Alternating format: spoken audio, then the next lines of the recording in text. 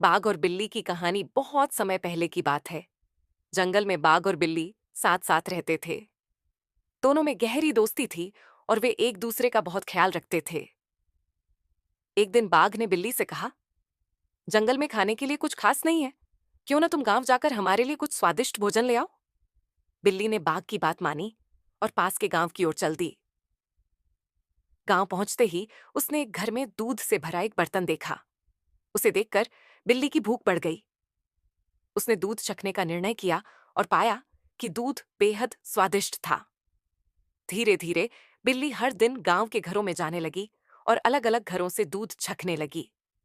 उसे बाघ की बात पूरी तरह से भूल गई और गांव में ही अपना समय बिताने लगी।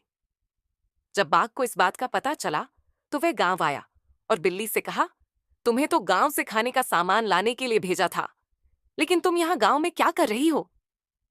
बिल्ली ने बाघ की बात को अनसुना किया और गांव में और अंदर चली गई। बाघ गांव में कुछ नहीं कर सकता था, क्योंकि वहां बहुत सारे गांव वाले थे और उसे डर था कि वे उसे नुकसान पहुंचा सकते हैं। कुछ दिन बाद गांव वालों को बिल्ली की आदतें बुरी लगने लगीं। उन्होंने उसे घरों से भगा दिया और मारने की कोशिश की। तब बिल्ली को एहसास हुआ कि वह अपने असली घर जंगल को छोड़कर गलत कर रही है। उसने जंगल लौटने का फैसला किया, लेकिन बाघ बहुत नाराज था।